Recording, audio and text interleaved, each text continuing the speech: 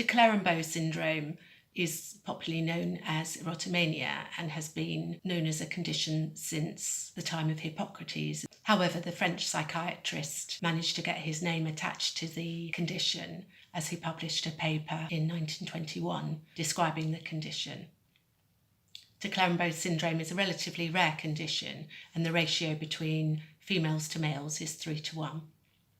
The person who has this condition, I will refer to them as the patient for ease, has a delusional belief that somebody who's unattainable and of a higher social status, perhaps famous or a politician, somebody on the television or a member of the royal family, is infatuated and in love with them.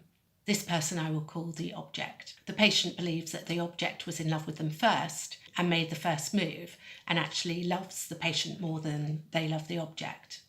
It's a delusion because even if evidence to the contrary is given to the patient, they firmly believe it. And actually, they will interpret evidence to the contrary as paradoxically confirming that the object is in love with them. The patient is usually a young single woman who is unemployed and socially isolated. The patient may never have had any contact at all with the object and believes that the object is sending her secret messages. If the object is on the television, by gestures, verbal and non-verbal communication, or even by telepathy. Case reports have suggested that with the advent of social media, that delusional beliefs may be triggered. Privacy is reduced on social media platforms, and the patient is easily able to send messages to the object. Behaviour linked to erotomania may lead to persistent messages being sent to the object, and it may go on further to stalking and other harassment behaviour. In the clinical context, most of the patients are female. However, in forensic settings, patients are usually male.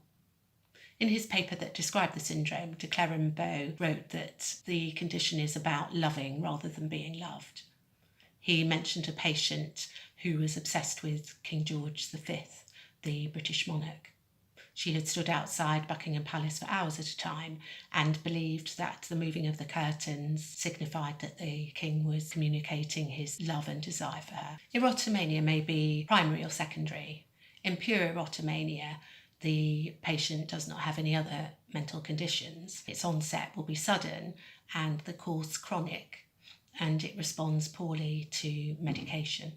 Secondary erotomania may be associated with mental health conditions varying between Alzheimer's disease, schizophrenia, bipolar affective disorder, and also brain tumours and other conditions. It is sometimes successfully treated with antipsychotic medication and various different psychotherapies.